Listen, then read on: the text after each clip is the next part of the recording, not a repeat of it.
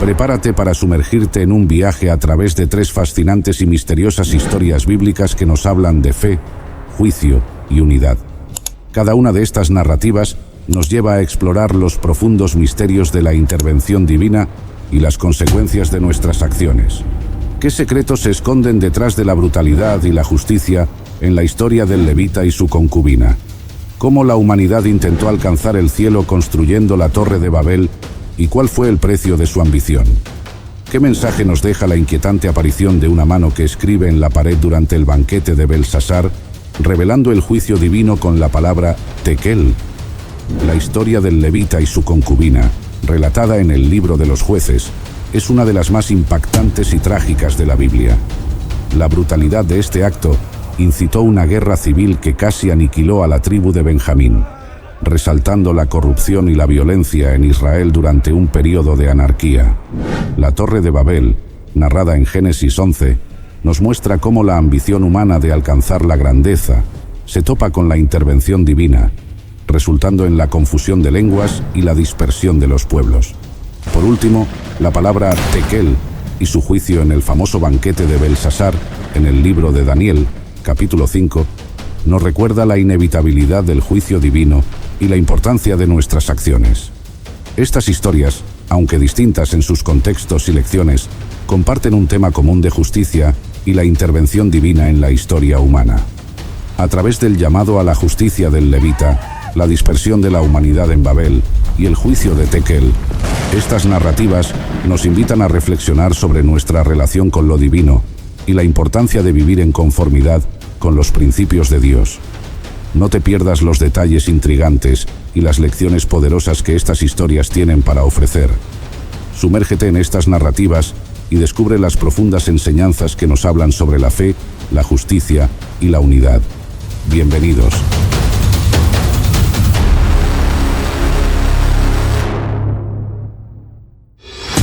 En una noche envuelta en sombras y presagios, la puerta de una humilde casa en Gabaa se cerró con un golpe sordo, sellando un destino terrible. Afuera, una multitud clamaba, su ira retumbando como un trueno lejano, pero en el interior, el miedo se palpaba como una niebla espesa. La concubina, despojada de toda esperanza, era arrojada a la turba. Lo que siguió fue una noche de horror que eclipsó el alma de todo Israel. La turba, despiadada y frenética, rodeaba la casa exigiendo que se les entregara al hombre, el levita, quien había buscado refugio allí con su concubina. Incapaces de resistir la presión de la multitud enfurecida, los dueños de la casa tomaron la decisión más horrenda: entregar a la joven mujer como sacrificio para aplacar la ira de la muchedumbre.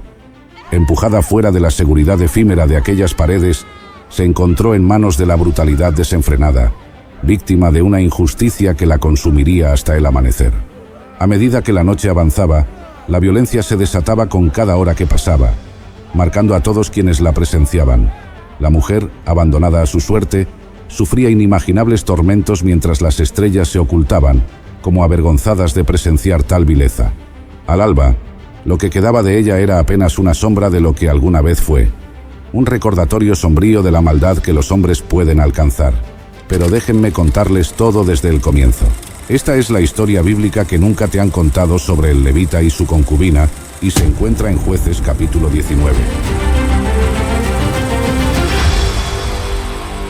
En los tiempos antiguos, cuando Israel no era gobernado por reyes, sino por jueces, un levita que residía en las remotas colinas de Efraín, al norte del país, decidió establecer un vínculo con una mujer de Belén de Judá. Ella no era su esposa en el sentido formal, sino su concubina, una práctica aceptada en aquel tiempo que permitía ciertas relaciones sin los compromisos completos del matrimonio. Esta relación, aunque reconocida, estaba lejos de ser perfecta. Con el tiempo, surgió un conflicto entre ellos, un desgarramiento emocional que culminó en un acto de profunda desolación. La mujer fue infiel a su compañero. En aquellos días, la infidelidad era un asunto de grave deshonra, pero en lugar de buscar una resolución rápida o un castigo, la situación tomó un giro hacia lo trágico y personal. Después de su traición, la mujer abandonó la residencia que compartía con el levita y regresó a la casa de su padre en Belén de Judá, buscando refugio en lo familiar y dejando atrás la complicada relación. Allí, en la casa de su padre, encontró un santuario temporal. Mientras tanto, el levita, con su corazón afligido por la confusión de emociones, tal vez ira, dolor o incluso amor no resuelto, decidió después de algún tiempo intentar una reconciliación. Este paso no solo sugiere que aún había lazos emocionales entre ellos, sino que también subraya las complejidades de las relaciones humanas, incluso en un contexto tan antiguo y diferente al moderno. Este intento de reconciliación era un preludio a los eventos trágicos y desgarradores que seguirían, marcando un curso irreversible tanto para la concubina como para el levita. Después de que su concubina lo dejara, el levita, movido por una mezcla de deseos de reconciliación y quizás también de retener la dignidad dentro de su relación, se preparó para viajar a Belén de Judá, al hogar del padre de la mujer. Armado con un corazón dispuesto a perdonar y quizás reconstruir lo perdido, llevó consigo a su siervo y 2 asnos, uno para montar y otro para llevar sus provisiones, señal de un viaje de consideración y seriedad. Al llegar a Belén, el levita fue recibido con más que simple cortesía. El padre de la concubina, al verlo, lo acogió con una hospitalidad desbordante. Este acto puede interpretarse como una combinación de respeto hacia el levita y una posible aprobación de su intento de reconciliación.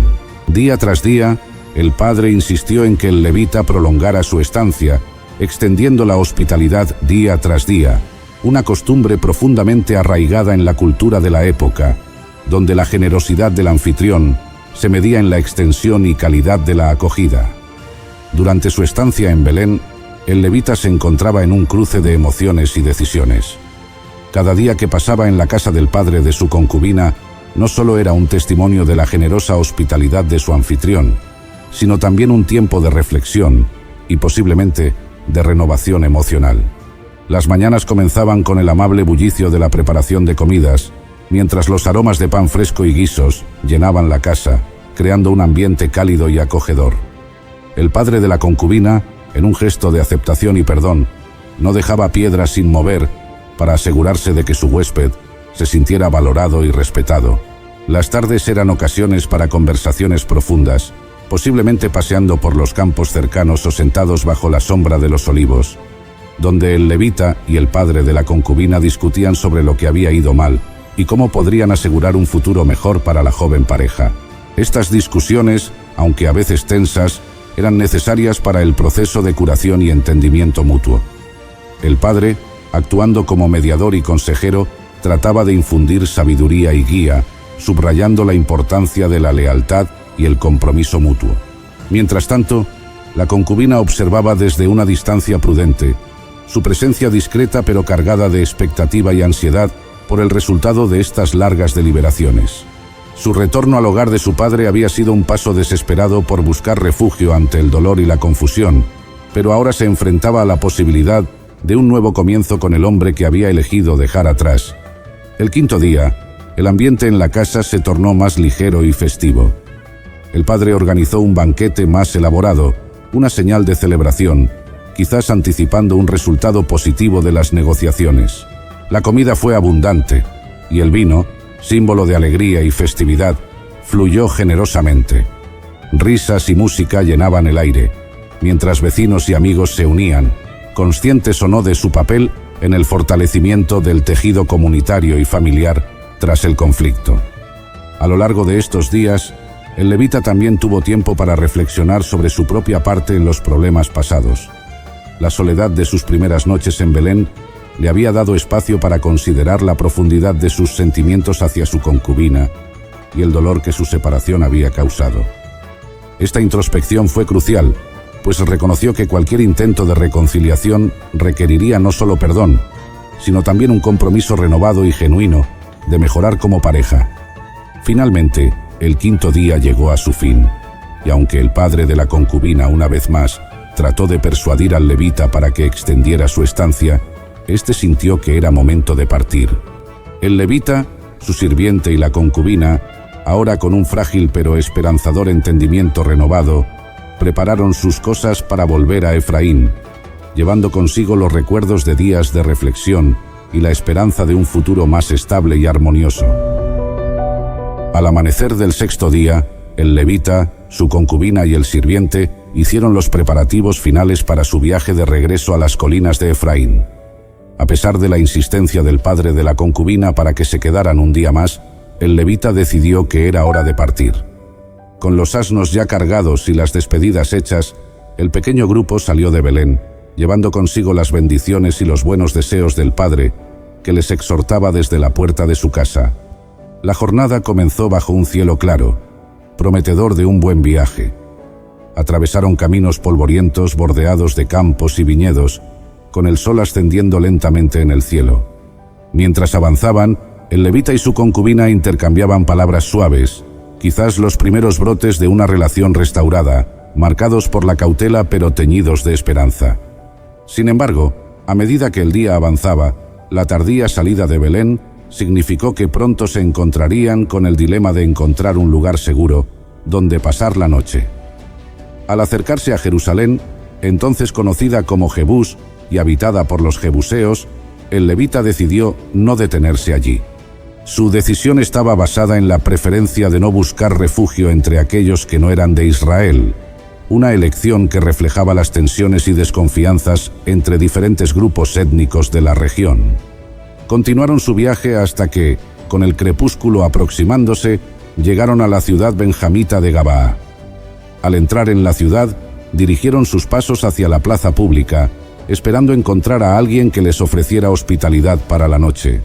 El sol se ponía bañando la plaza en tonos de oro y sombra, y la quietud del lugar parecía presagiar la dificultad que tendrían en encontrar un lugar donde descansar. Por un tiempo, nadie se acercó a ellos. Los habitantes de Gabaa, al parecer, mostraban reticencia a acoger a extraños. El levita, su concubina y el sirviente se sentían cada vez más vulnerables a medida que la noche caía, un recordatorio sombrío de los riesgos que enfrentaban los viajeros en esos tiempos inseguros.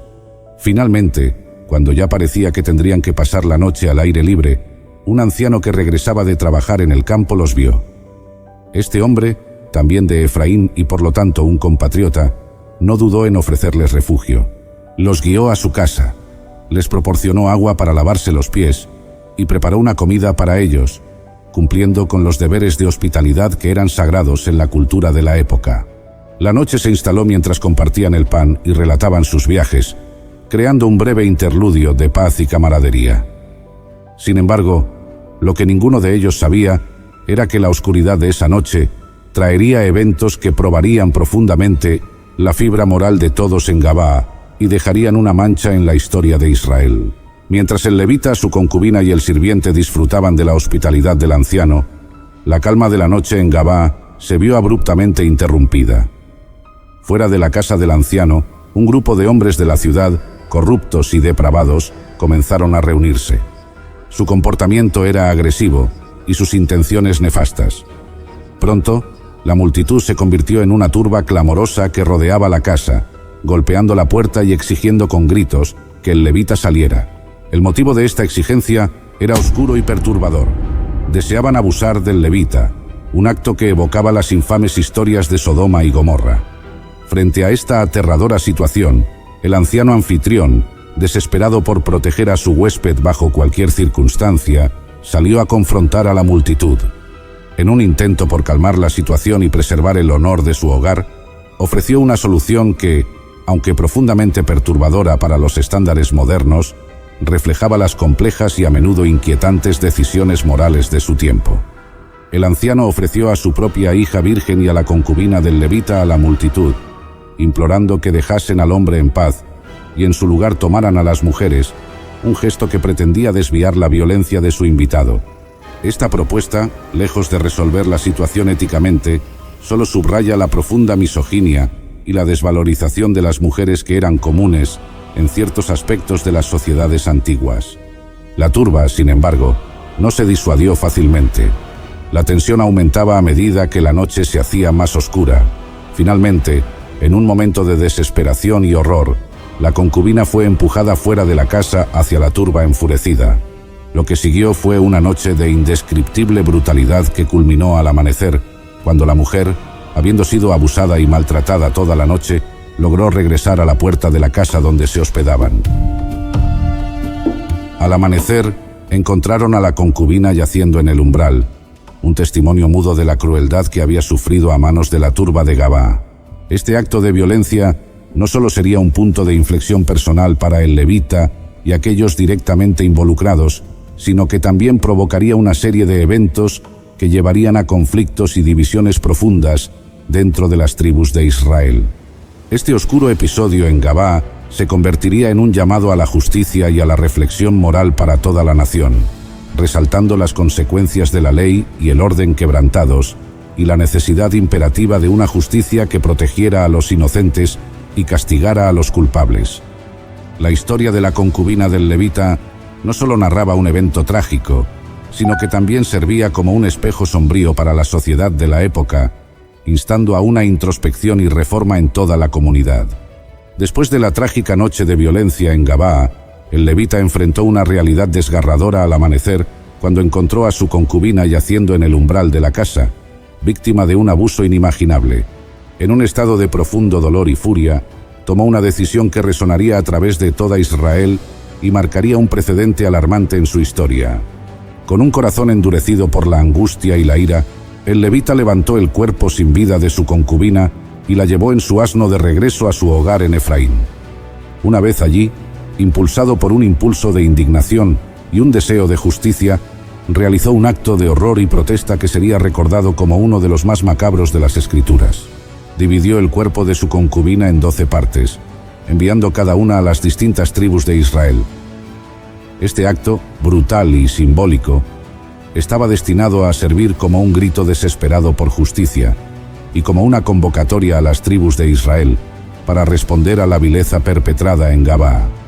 La respuesta a este acto fue de shock e ira colectiva. Los líderes de las tribus, al recibir las partes del cuerpo, se convocaron para una asamblea urgente, confrontados no solo con la crueldad del acto, sino también con la necesidad de abordar el colapso moral que representaba.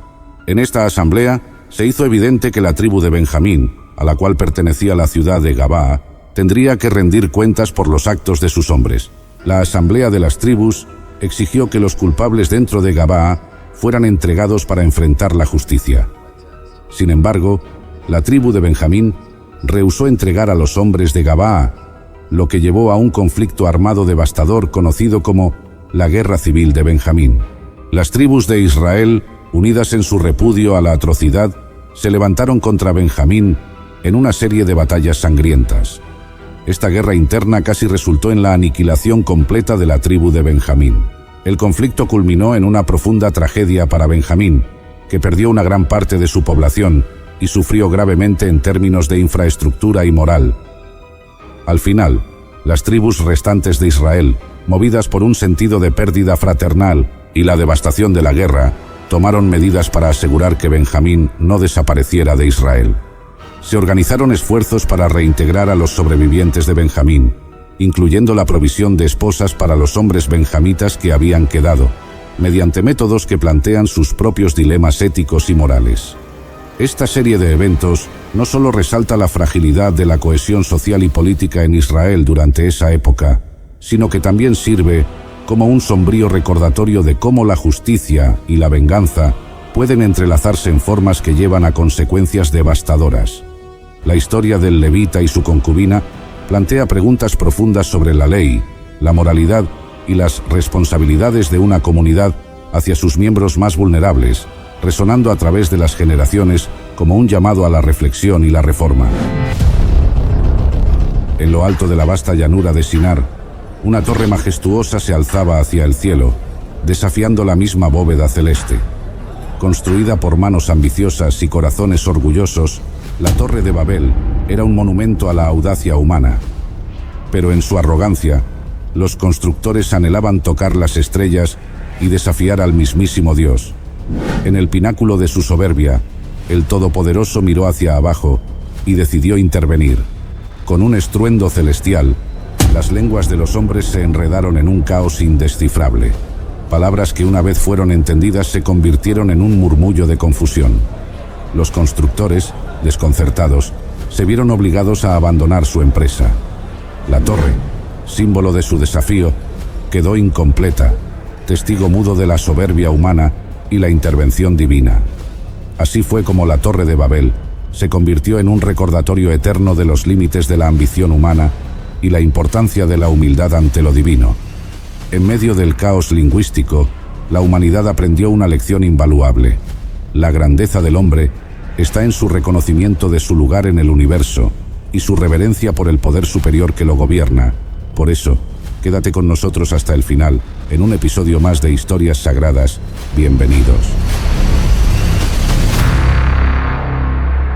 En los tiempos antiguos, cuando la humanidad aún habitaba una tierra nueva y sus corazones estaban llenos de esperanza, justo después del gran diluvio, la humanidad comenzó a repoblar la tierra. Los descendientes de Noé se dispersaron y formaron distintas tribus y clanes, cada uno con su propio territorio y lenguaje. Estos clanes crecieron y prosperaron, estableciendo sus propios hogares y comunidades. Sem, de quien se derivaron los pueblos semitas, ocupó las regiones del Medio Oriente. Cam y sus descendientes se trasladaron hacia el sur, poblando partes de África y las zonas costeras del Mediterráneo. Jafet, con su prole, se expandió hacia el norte y el oeste, explorando nuevas tierras y estableciendo comunidades en Europa y Asia. A medida que cada tribu crecía y prosperaba, sus miembros desarrollaban un sentido de identidad y pertenencia, construyendo hogares sólidos, cultivando la tierra y criando animales. Las aldeas se transformaban en pequeñas ciudades, y las ciudades en centros de comercio y cultura, donde se intercambiaban bienes y conocimientos. Sin embargo, a pesar de la distancia geográfica y las diferencias emergentes en sus lenguas y costumbres, los hombres aún compartían una conexión profunda y una visión común que los unía. Esta conexión se basaba en la memoria colectiva del diluvio y en la reverencia por el Dios que los había salvado y dado una segunda oportunidad. Las historias de sus ancestros, los relatos de supervivencia y redención, se transmitían de generación en generación, creando un hilo invisible que mantenía unidos a los diversos clanes.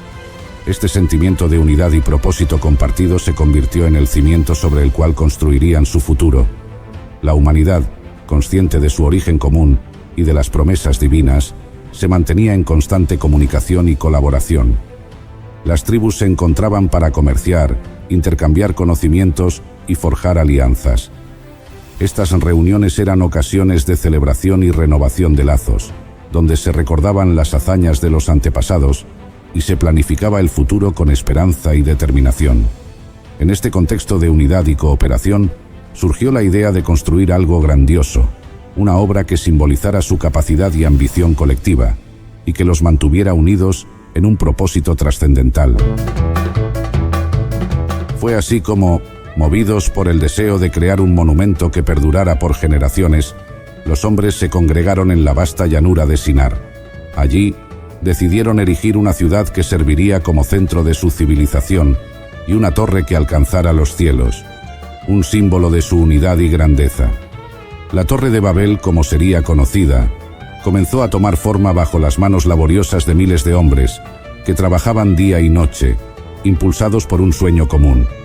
El proyecto era monumental, un testimonio de la capacidad humana para imaginar y crear.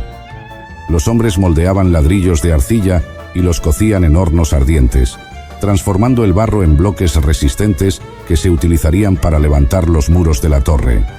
Utilizaban betún como mortero, uniendo cada ladrillo con precisión y determinación. A medida que la torre crecía, se erigía como un símbolo de su unidad, esfuerzo y ambición colectiva.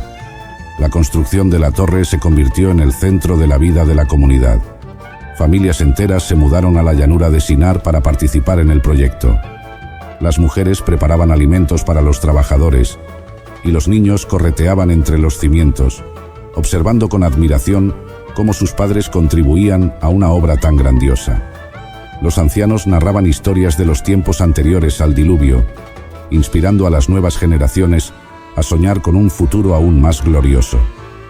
La torre no solo era una estructura física, era un símbolo de esperanza y de la capacidad humana para superar cualquier desafío.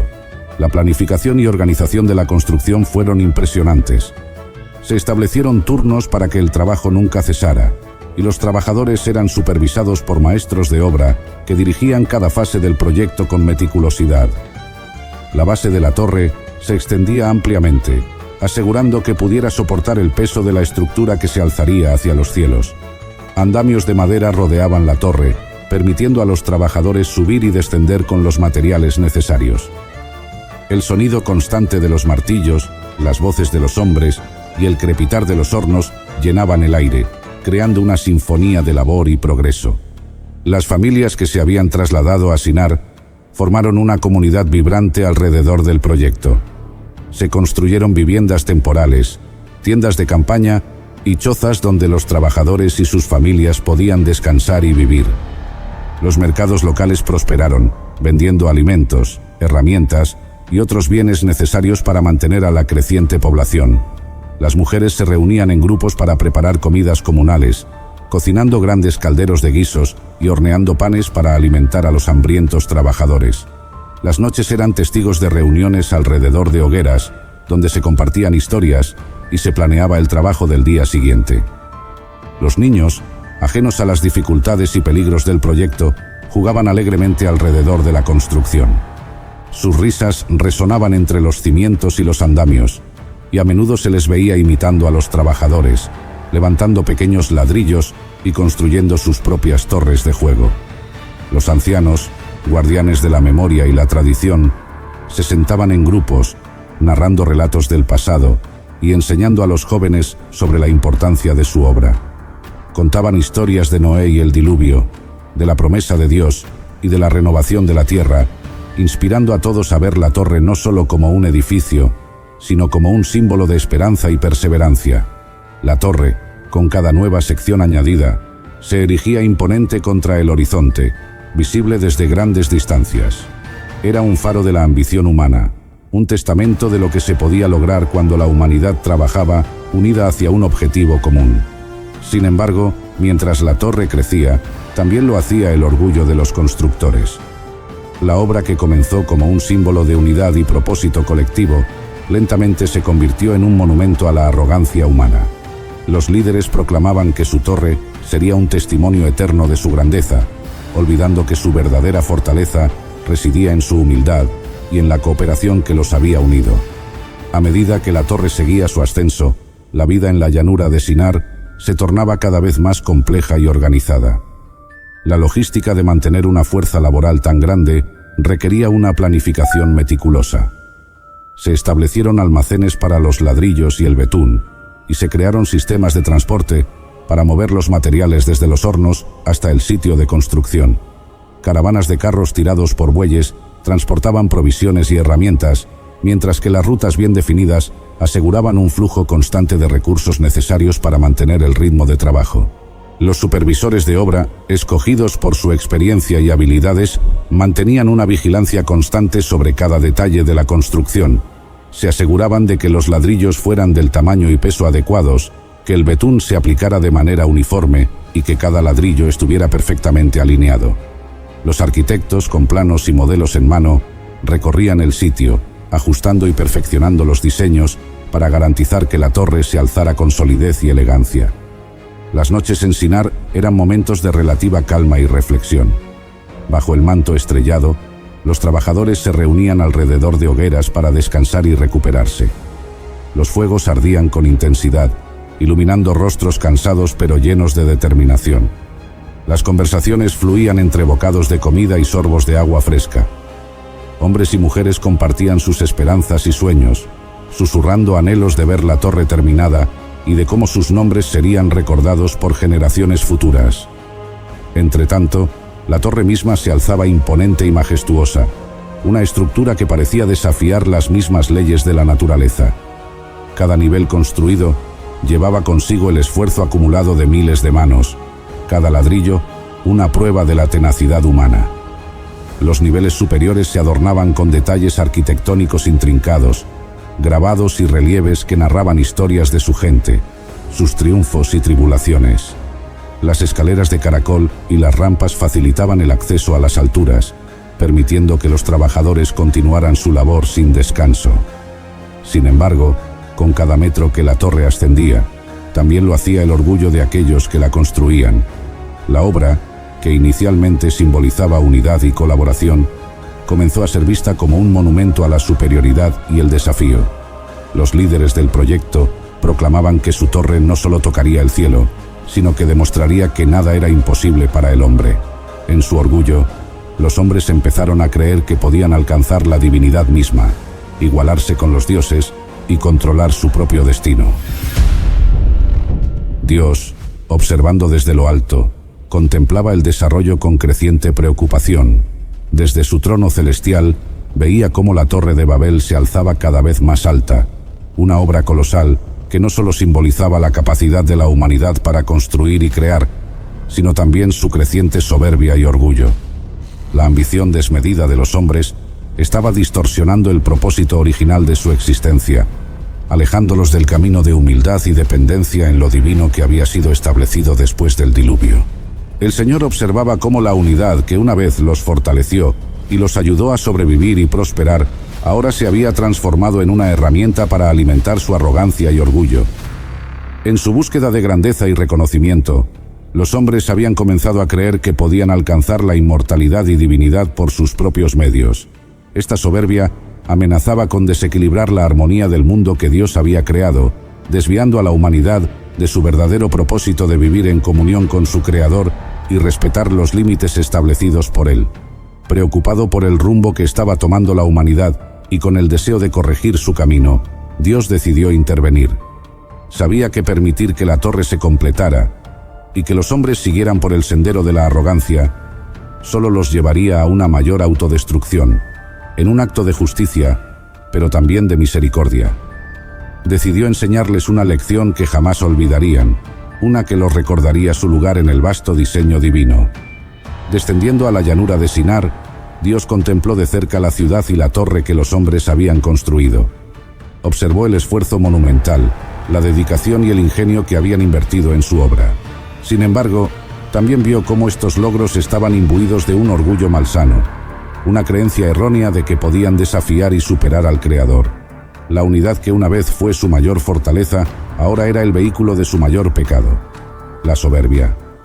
Decidido a preservar el equilibrio y recordarles su verdadera posición en el orden cósmico, Dios tomó una decisión definitiva. En un acto de divina justicia y misericordia, decidió confundir su lenguaje. Hasta ese momento, la comunicación había sido clara y eficiente. Una única lengua había facilitado la cooperación y el entendimiento entre todos los trabajadores. Con una sola acción, Dios fragmentó este lenguaje común en una multitud de dialectos. La confusión fue inmediata y profunda. La comunicación, que había sido el pilar de su colaboración, se convirtió en un caos de sonidos incomprensibles. Los hombres, que hasta ese momento habían trabajado en perfecta sincronía, ahora se miraban con desconcierto y frustración. Las órdenes y las instrucciones se transformaron en un galimatías indescifrable. Donde antes había cooperación, ahora había confusión y desorganización. Los supervisores gritaban mandatos que los obreros ya no podían entender, y los obreros respondían con palabras que los supervisores no podían comprender. La obra, que avanzaba a un ritmo impresionante, se detuvo abruptamente. El desconcierto que sobrevino a la llanura de Sinar fue inmediato y abrumador. Hasta entonces, la construcción de la torre había sido una sinfonía de coordinación perfecta. Órdenes claras, respuestas rápidas, movimientos sincronizados. Pero en un abrir y cerrar de ojos, todo cambió.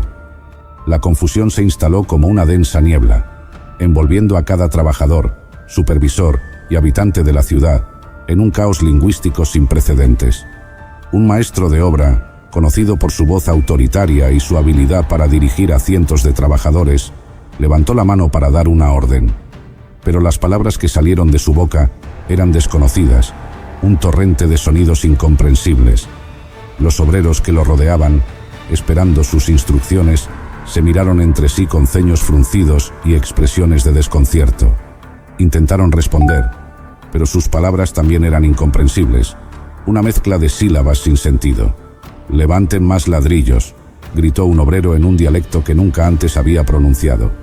Sus compañeros lo miraron confundidos, algunos encogiéndose de hombros, otros gesticulando frenéticamente en un vano intento de entenderse.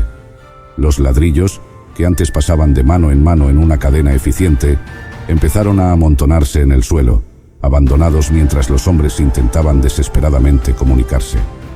Las mujeres, que preparaban alimentos en grandes calderos, se detuvieron en seco cuando intentaron hablar entre ellas.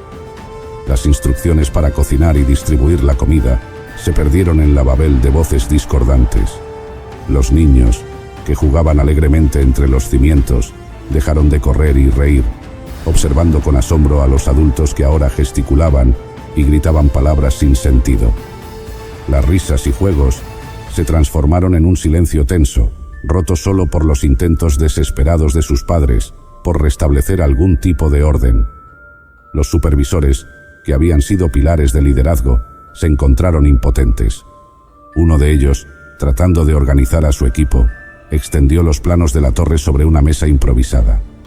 Señaló furiosamente las áreas que necesitaban atención, pero sus palabras eran ahora extrañas, ininteligibles. Los hombres a su alrededor miraban los planos, y luego se miraban entre sí, confundidos y frustrados. La falta de comunicación efectiva convirtió lo que había sido una operación fluida en un caos total. La torre, que había sido el centro de sus vidas y esfuerzos, quedó incompleta y silenciosa. El ruido constante de martillos y sierras cesó, reemplazado por el murmullo desconcertado de hombres y mujeres intentando, en vano, reconstruir su lenguaje común. Algunos comenzaron a gesticular salvajemente, usando sus manos y expresiones faciales en un intento desesperado de transmitir sus pensamientos. Otros simplemente se sentaron, abatidos, reconociendo la magnitud de la interrupción divina. En poco tiempo, la desesperación dio paso a la resignación. Los grupos comenzaron a formarse naturalmente, basados en aquellos que podían entenderse entre sí, aunque de manera imperfecta. Estos grupos, pequeños y dispersos, empezaron a abandonar la llanura de Sinar. Cada grupo, llevando consigo su nuevo dialecto, se alejó en busca de nuevos lugares donde establecerse, dejando atrás la torre inconclusa como un monumento a su ambición frustrada y a la intervención divina. Los líderes, una vez visionarios, ahora se sentían derrotados y humillados. Habían creído que su unidad y capacidad los haría invencibles, pero habían olvidado que su verdadero poder radicaba en la humildad y la reverencia a su Creador. La dispersión de los hombres, cada uno con su nuevo idioma, marcó el inicio de una nueva era en la historia de la humanidad. La Torre de Babel, erguida en la llanura de Sinar, quedó como un recordatorio eterno de la soberbia humana y la necesidad de reconocer y respetar los límites impuestos por Dios. En la majestuosa y decadente Babilonia, el esplendor y la sombra de antiguos reyes danzan en un baile eterno de poder y presunción. Belsasar, coronado en ambición, desoye los ecos de la historia y desafía a los cielos. En una noche destinada a ser legendaria, organiza un festín que reta a los dioses, bebiendo de los sagrados vasos de oro y plata robados del templo de Jerusalén. Música y risas inundan los salones hasta que una mano espectral, emergiendo de la penumbra, graba palabras de juicio en la pared del palacio. El festín se torna en desconcierto. Nadie puede descifrar las ominosas letras.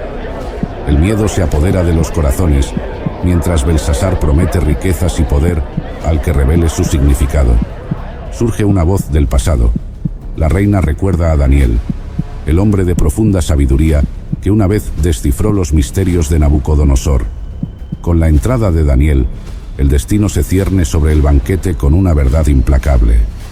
Has sido pesado en la balanza y hallado falto, declara Daniel, exponiendo la arrogancia y la blasfemia del rey. La sentencia divina es clara. El imperio será dividido y el fin de Babilonia está sellado. Esa misma noche, el astuto Ciro el Grande toma la ciudad, cumpliendo la profecía escrita. Esta es la crónica de una noche fatídica en la que un rey desafió a los cielos y encontró su destino escrito en la pared. La historia de Babilonia, su gloria y su caída, un eco eterno de la soberanía divina y el poder de la verdad. Pero déjenme contarles todo desde el principio. Esta es la historia de la escritura en la pared, Tekel, pesados en la balanza de Dios. Han pasado casi 7 décadas desde que Nabucodonosor, el Grande, llevó a cabo el segundo y devastador asalto a Jerusalén, marcando el inicio de un imperio en el que la gloria y la decadencia danzaban al compás de los años. Desde entonces, Babilonia había visto pasar a reyes y reinas, cada uno dejando su marca en la crónica del tiempo. Evil-Merodach, Neriglisar y Labasi-Merodach, cuyos breves reinados tejían la historia de una dinastía destinada a enfrentar el ocaso. Nabónido, el erudito, había ascendido al trono, llevando consigo a su hijo Belsasar como corregente, un joven rey cuya ambición y sed de poder reflejaban la antigua grandiosidad de Nabucodonosor, pero cuyas acciones pronto resonarían con una nota discordante. Mientras Nabónido se aventuraba en desafiantes expediciones para restablecer las rutas de comercio amenazadas por el creciente poder de Ciro el persa, Belsasar quedaba como el custodio del trono en la opulenta Babilonia. Fue en este crisol de poder y decadencia donde Belsasar, desafiando las lecciones del pasado y los presagios del futuro, organizó un festín que sería eternizado en los anales del destino. 1000 de sus nobles fueron convocados a los esplendentes salones del palacio, donde el recuerdo de Nabucodonosor se diluía en el eco de las risas y el chocar de los vasos. En una osada muestra de desprecio por las sagradas tradiciones y el dios de sus cautivos, Belsasar ordenó que se trajeran los vasos de oro y plata que Nabucodonosor había tomado del templo de Jerusalén. Con cada sorbo de vino en esos sagrados recipientes, no solo profanaba un recuerdo divino, sino que también retaba las fuerzas más allá de su comprensión. El aire se llenó con el sonido de música pagana y el tintineo de los vasos sagrados, mientras los asistentes alababan a sus dioses inertes, hechos de metales y piedras sin vida. Pero lo que Belsasar no sabía era que esta noche de desenfreno y blasfemia marcaría el crepúsculo de su reinado y el fin de la era dorada de Babilonia. La sombra de su antecesor, Nabucodonosor, que había aprendido a reconocer la soberanía divina tras años de locura y humildad, parecía un mudo testigo ante la imprudencia de un rey que no entendía que cada acción es pesada por una balanza más grande que cualquier imperio terrenal. Así, mientras Belsasar se deleitaba en su propia magnificencia, las ruedas del destino giraban inexorablemente hacia un final que estaba escrito no en piedra o pergamino, sino en el corazón mismo de un imperio que había olvidado escuchar las lecciones de su más grande rey. Mientras las risas resonaban y el vino fluía libremente, un silencio súbito cortó el aire festivo del banquete. Desde la penumbra, una mano misteriosa emergió, espectral y precisa, comenzando a escribir sobre la blanca pared del palacio, iluminada por el resplandor de las lámparas.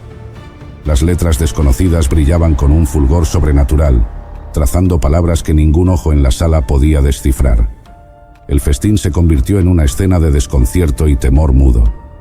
Belsasar, cuya faz había palidecido como la luna, temblaba visiblemente.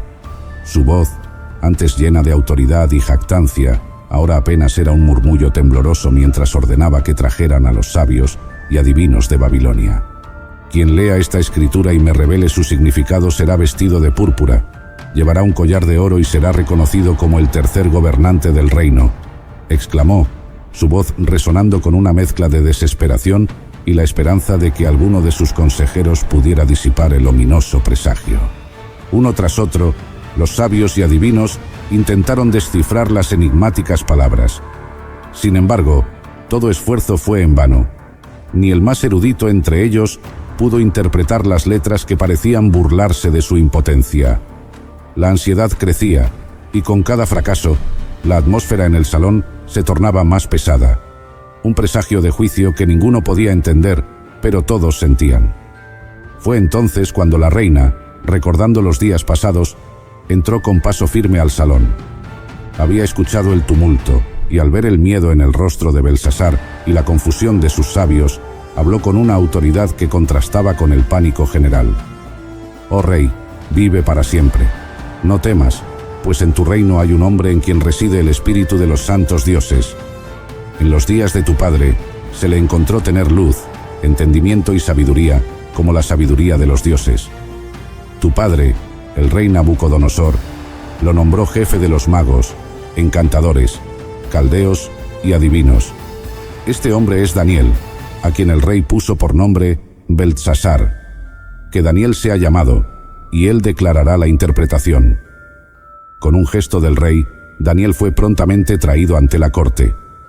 Los ojos de todos se posaron sobre este hombre, quien había interpretado sueños y resuelto enigmas bajo el reinado del temible Nabucodonosor.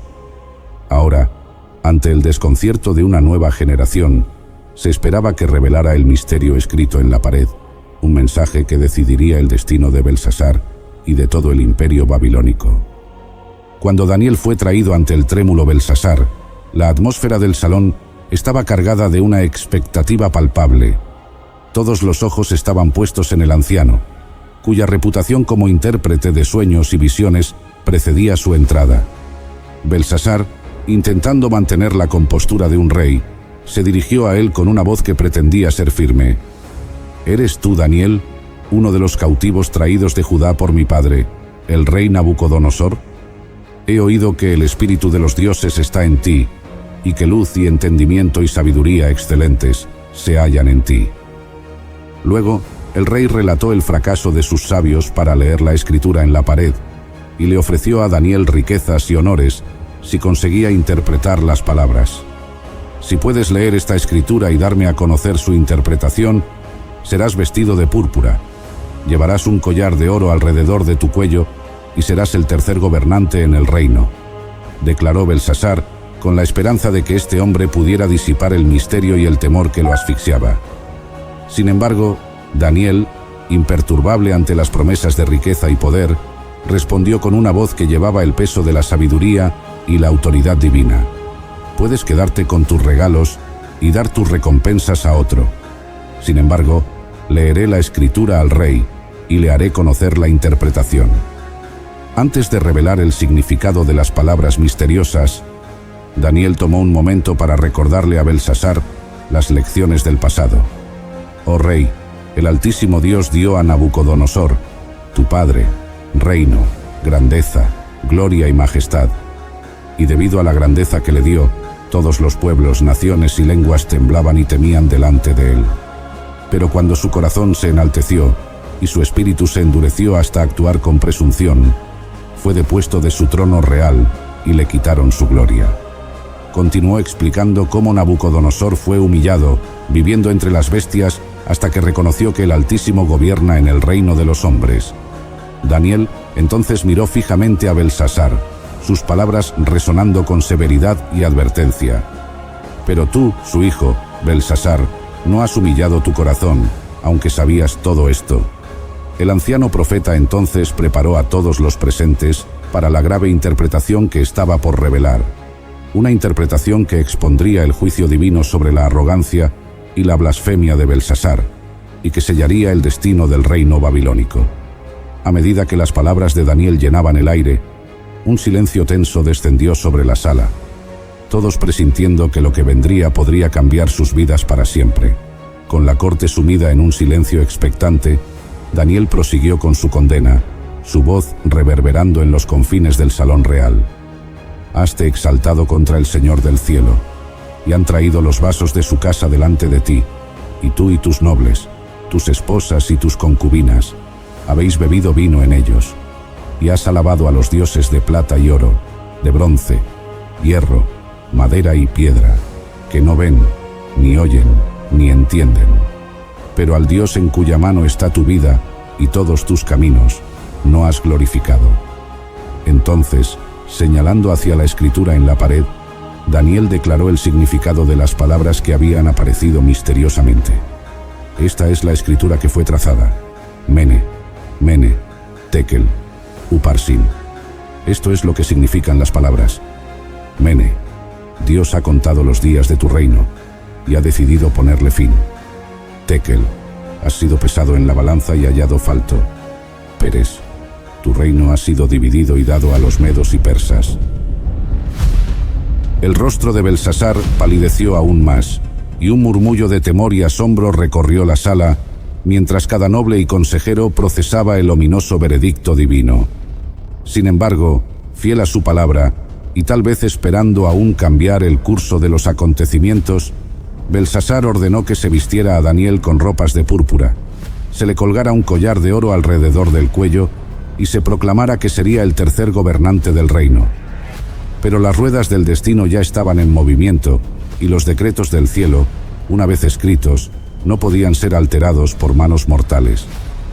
Esa misma noche, mientras los ecos de la profecía aún resonaban por los muros del palacio, las fuerzas de Ciro el Grande, rey de Persia, completaron su ingenioso asedio a la inexpugnable Babilonia. Desviando el río Éufrates que fluía a través de la ciudad, los soldados persas entraron sin ser detectados por las puertas de agua disminuidas. Belsasar fue asesinado, marcando el abrupto final de su reinado y el comienzo de una nueva era bajo el dominio persa.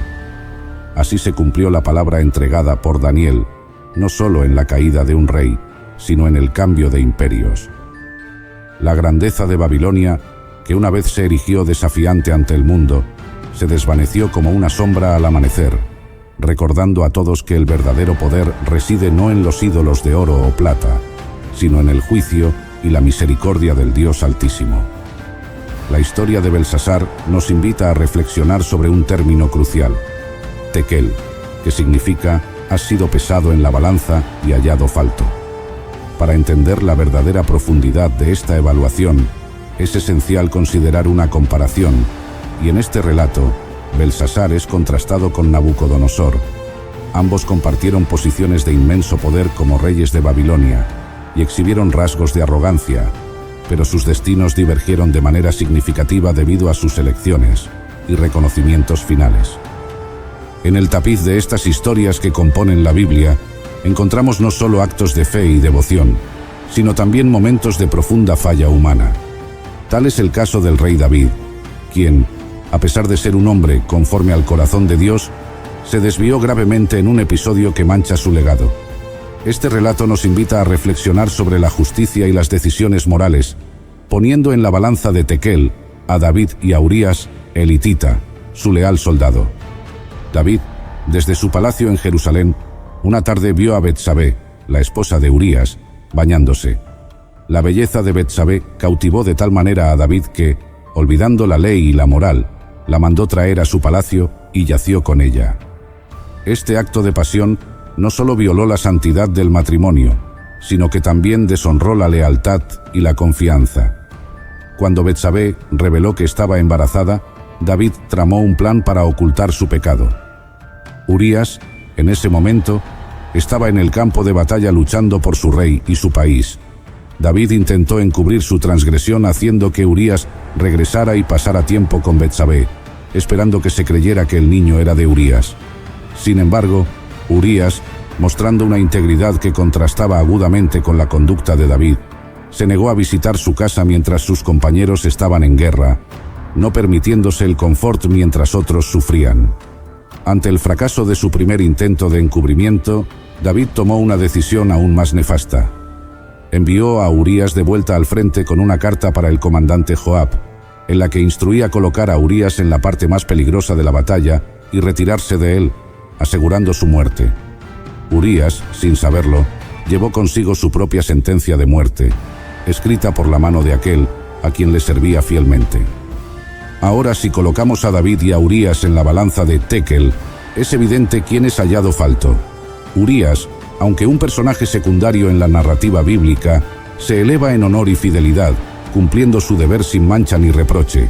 David, por el contrario, a pesar de sus logros y su relación con Dios, falló gravemente, manipulando y finalmente sacrificando una vida inocente para proteger su propia reputación y deseos. Este episodio nos muestra que incluso los más grandes y bendecidos pueden ser hallados falto, si sus acciones desvían de la justicia y la verdad. David fue eventualmente confrontado por el profeta Natán y se arrepintió profundamente, sufriendo consecuencias personales y familiares por su pecado. A través de esta historia, la balanza de tekel no solo pesa los actos, sino también el arrepentimiento y la redención, ofreciéndonos una poderosa lección sobre la gracia, la justicia y la posibilidad de restauración, incluso después de las faltas más graves. En el libro de Números, capítulo 12, encontramos una intensa historia que enfrenta a Moisés y a su hermana María en un conflicto que revela mucho sobre la justicia, el juicio y la misericordia divina. Este relato nos ofrece otra oportunidad para aplicar la balanza de tekel a dos personajes bíblicos, mostrando cómo Dios no solo evalúa acciones aisladas, sino el carácter y las intenciones detrás de estas acciones. Moisés, el líder elegido por Dios para guiar a Israel hacia la tierra prometida, en un momento dado se casó con una mujer cusita, una acción que parece contradecir directrices previas, dadas por él mismo sobre no casarse con extranjeros. Este acto sorpresivo y aparentemente contradictorio provocó una fuerte reacción en su hermana María, quien junto con Aarón comenzó a hablar contra Moisés. La Biblia especifica que la crítica estaba centrada en esta esposa cusita, pero también indica un trasfondo de descontento y quizás celos, pues María y Aarón cuestionan: ¿acaso solo a través de Moisés ha hablado el Señor? ¿No ha hablado también a través de nosotros? Esta crítica y juicio contra Moisés no pasaron desapercibidos ante los ojos de Dios. La respuesta divina fue inmediata y severa, especialmente hacia María. Dios los llamó repentinamente a los tres al tabernáculo y dejó claro su apoyo inquebrantable a Moisés, destacando su singularidad como el siervo, a través del cual él hablaba cara a cara, de manera directa y no en enigmas. La lección fue contundente. María fue afligida con lepra como castigo por su acto de juicio y murmuración, y aunque fue curada después de 7 días por la intercesión de Moisés, el mensaje fue claro. Subiendo a Moisés y María a la balanza de Tekel, encontramos diferentes faltas y virtudes. María, aunque profetisa y anteriormente instrumental en la protección de Moisés durante su infancia, fue hallada falta en este incidente por su juicio y crítica hacia la autoridad divinamente establecida de Moisés. Su error no fue solo juzgar a Moisés, sino subestimar la profundidad de la relación y comunicación que Moisés tenía con Dios. Moisés, por su parte, aunque aparentemente en contradicción con directrices previas, mostró una faceta de liderazgo que incluía decisiones difíciles y personales que a veces pueden parecer incomprensibles para otros, pero que estaban en línea con la misión que Dios le había encomendado. Su respuesta humilde y mediadora al castigo de su hermana también refleja su grandeza de carácter. Esta historia nos enseña sobre los peligros del juicio precipitado y cómo las apariencias externas pueden ser engañosas. Además, resalta que Dios pesa no solo nuestras acciones, sino también nuestros corazones y motivaciones. La misericordia de Moisés hacia María, a pesar de su crítica hacia él, y la decisión de Dios de restaurar a María después de su castigo, también nos recuerdan que la redención y la corrección son posibles, enfatizando la importancia de la humildad y el perdón en nuestras interacciones. En el rico panorama de historias que la Biblia nos ofrece, vemos una constante invitación a reflexionar sobre nuestras propias acciones y el juicio que ejercemos sobre los demás. Las narrativas de Belsasar, David, Moisés y María nos enseñan lecciones valiosas sobre cómo nuestras decisiones son pesadas en la balanza divina de Tekel. Pero es importante recordar la enseñanza de Jesucristo que nos exhorta: no juzguéis, para que no seáis juzgados. Este consejo nos advierte sobre el peligro de subirnos a la balanza Tekel juzgando a otros, pues al hacerlo nos exponemos al mismo juicio. Por tanto, la mejor manera de evitar el juicio de Dios es absteniéndonos de juzgar a los demás. Si optamos por esta senda, evitamos las consecuencias que podrían seguir si somos hallados faltos en la balanza divina. En lugar de juzgar, seamos portadores de gracia, comprensión y amor, cualidades que enaltecen el espíritu y fortalecen nuestras comunidades. Si esta reflexión te ha impactado y deseas explorar más historias bíblicas y sus enseñanzas, te invito a suscribirte a este canal. Comparte esta historia con amigos y familiares para que también puedan beneficiarse de estas valiosas lecciones. Y no olvides dejar en los comentarios qué otras historias de la Biblia te gustaría que exploráramos juntos. Tu participación es crucial para seguir compartiendo mensajes de esperanza y sabiduría. Gracias por acompañarnos en este viaje de descubrimiento y reflexión. Hasta la próxima. Bendiciones.